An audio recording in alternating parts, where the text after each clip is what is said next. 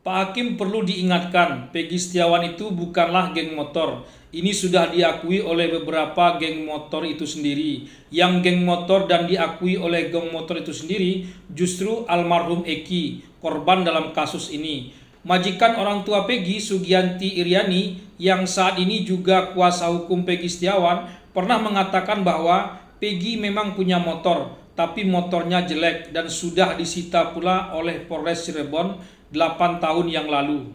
Geng motor masa motornya jelek? Mustahil itu. Kalau kuli bangunan motornya jelek itu sangat mungkin sekali. Dan memang Peggy adalah kuli bangunan. Saat dulu rumahnya digeledah pun, termasuk saat kemarin ditangkap, ia sedang nguli, bukan lagi motoran. Ini fakta keras yang perlu diingat oleh Pak Hakim. Pak Hakim juga perlu ingat, ini kasus pembunuhan dan pemerkosaan yang berencana 8 tahun yang lalu, bukan saat ini. Masa antar pelaku saja dan juga pelaku dan korban tak saling mengenal? Kasus pembunuhan dan pemerkosaan berencana macam apa pula ini? Bahkan ada pula salah seorang terpidana yang sudah ditangkap terlebih dulu dalam kasus lain, lalu tiba-tiba saja digabungkan dengan kasus pembunuhan dan pemerkosaan Vina dan Eki ini. Ajaib bukan? Ini tragedi hukum dan betul-betul aneh, tapi nyata dan dihukum merata semuanya secara maksimal. Pak Hakim tentu sudah melihat sidang pra-peradilan kemarin. Pak Hakimlah wasit di antara dua belah pihak yang sedang bersengketa itu. Bagaimana bukti-bukti ditampilkan? Kasus pembunuhan dan pemerkosaan berencana mirip novel saja. Bahkan novel pun bisa kalah dari kasus ini.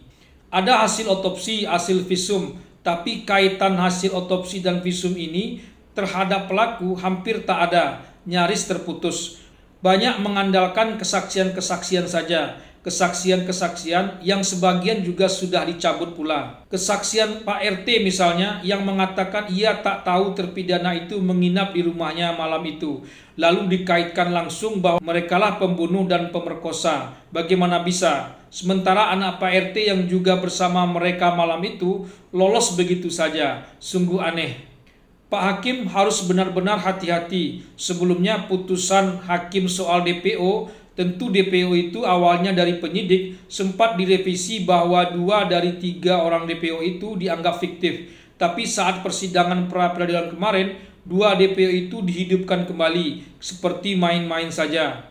Suka-suka penyidik saja nampaknya. Padahal hukuman terberat dari kasus ini adalah hukuman mati. Jadi tak bisa sembarangan sebetulnya. Jangan-jangan putusan pra-peradilan nantinya juga tak diindahkan, dianggap fiktif.